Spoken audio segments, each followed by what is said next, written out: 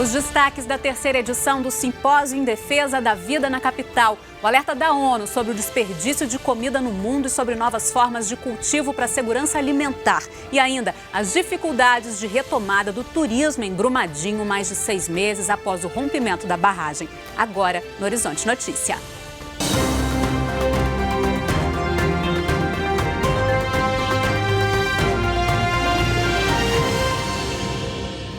Olá! A Casa Mãe Oásis da Imaculada realizou o terceiro Simpósio Mineiro em Defesa da Vida. O tema debatido foi família, sociedade e defesa da vida. A vida é um dom de Deus. Preservá-la é dever de todos. A igreja se dedica há anos para que todos tenham o direito de viver. Os movimentos pró-vidas, nós lutamos com a graça de Deus e apoiados pela nossa igreja. Então, acho que falta conscientização, capacitação pautada na verdade. Se você faz um diálogo, mesmo com pessoas que pensam diferente de nós, mas que seja um diálogo, um debate pautado na verdade, você consegue derrubar os argumentos falaciosos que eles nos apresentam. O terceiro Simpósio Mineiro pela Vida, realizado em Belo Horizonte, teve como tema família, sociedade e defesa da vida. A vida, ela é e deve ser respeitada desde a concepção. Ela tem dignidade. Desde o momento da concepção até o fim natural, o último suspiro, todas as pessoas têm direito a viver e a viver plenamente. Carmen atua em um centro que auxilia mães nos Estados Unidos. Vê de perto o impacto causado na vida de quem toma atitudes que não priorizam o bem-estar e a preservação da vida. A depressão vem muito forte. Os relacionamentos em torno delas, ela se sente muito só porque ela não tem coragem de contar para as pessoas o que aconteceu. Então as consequências são muito fortes, só que a que passa por isso não fala, então é um sofrimento silencioso. O Papa Francisco anunciou a exortação apostólica Gaudete et Exsultate, que exalta a santidade da defesa da vida, um dos princípios mais importantes e difundidos pela Igreja Católica. Quando falamos defesa da vida, é também, como não, pensar numa ecologia integral, pensar na nossa casa comum e nas 1000 formas de agressão à existência humana, como a fome, como a migração, questões sociais gravíssimas que afligem a vida do povo. A Associação dos Dirigentes Cristãos de Empresas de Minas realiza hoje, a partir de 19h, um encontro com o tema A Confiança como Fator de Eficácia. A palestra de Martin Mayer, padre alemão jesuíta, será na paróquia Nossa Senhora de Fátima, no bairro Santo Agostinho. Para participar é preciso confirmar presença pelo telefone 32810710 ou pelo e-mail que aparece aí na sua tela.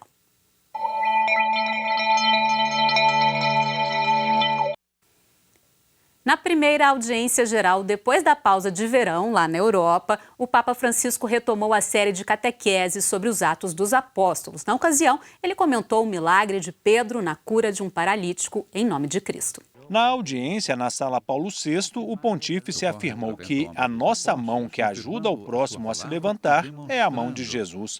Os fiéis acompanharam a catequese sobre a cura do paralítico de nascença que passou a caminhar e louvar a Deus. Francisco refletiu sobre a primeira cura do livro e enalteceu a ação concreta de Pedro e João, que testemunharam a verdade do Evangelho, demonstrando agir em nome de Cristo. E ressaltou que Deus ama se manifestar no diálogo com a inspiração do amor, em encontros reais entre as pessoas que podem acontecer só no amor.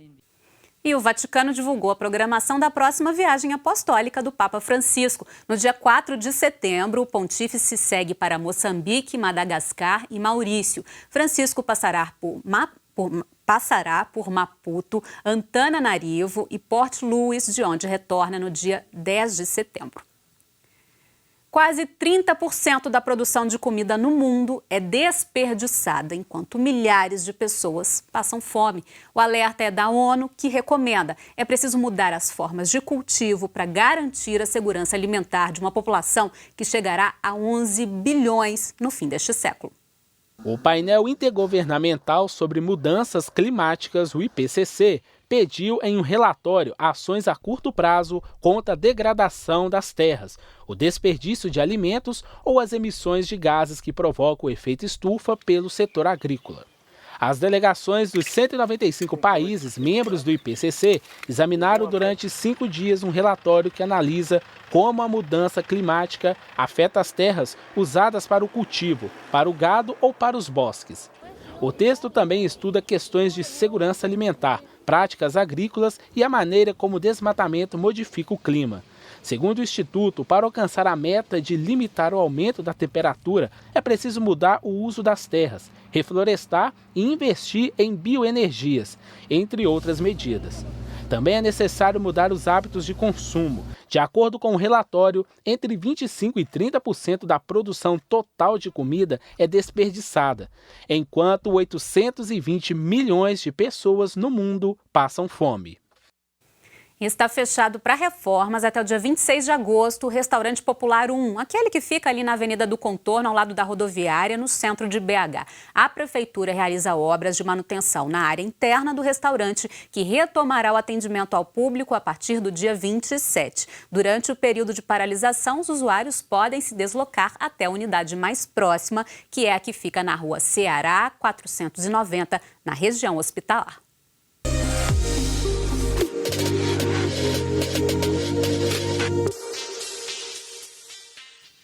Muita gente que passa pelo centro de Belo Horizonte às vezes para fazer aquele lanchinho. E são várias as opções de alimentos. Vários também são os preços dos produtos entre uma loja e outra. Por isso, o economista Feliciano Abreu dá as dicas. Tivemos um aumento, para o consumidor ter uma ideia, em um ano de até 37% na vitamina. Vitamina que custava em média em agosto do ano passado R$ 3,27, passou agora para esse ano para R$ 4,49. O suco de laranja natural também subiu bastante. O preço médio era R$ 3,38, subiu para R$ 4,34, um aumento de 28%. Já o refrigerante em lata, que custava em média R$ 3,68, também subiu para R$ 4,06, um aumento de 10%. O próprio cafezinho também, o tradicional cafezinho do dia a dia, quem vai lanchar sabe o tanto que ele é importante, mas subiu 10%, era R$ 1,02, passou para R$ 1,13. E o salgado também, salgado simples, hoje nas principais lanchonetes subiram em torno aí de 16%, sendo que o preço médio era R$ 3,23, passou para R$ 3,75. Essa é a nossa preocupação, por isso que o consumidor tem que pesquisar bastante. Hoje temos diferenças bem significativas também. Um misto quente pode custar de R$ 3,50 a R$ 12,00.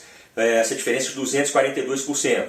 Agora, o café com leite de 300 ml no centro de Belo Horizonte, custando de R$ 1,50 a R$ 6,00, com a diferença de 300%. Salgado simples de R$ 3,00 a R$ 6,50, também com a diferença muito grande.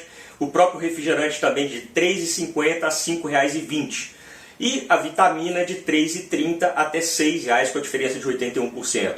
É importante o consumidor colocar na ponta do lápis até o lanche, porque essas diferenças no somar do ano dão um valor significativo. Basta você ver que antigamente, ou pouco tempo atrás, gastávamos em torno de R$ 5,00 um lanche, um salgado com refrigerante. Agora já passou para 10 e daqui a pouco vai passar para 15. Por isso que a gente tem que ficar atento também aos pequenos gastos do dia a dia.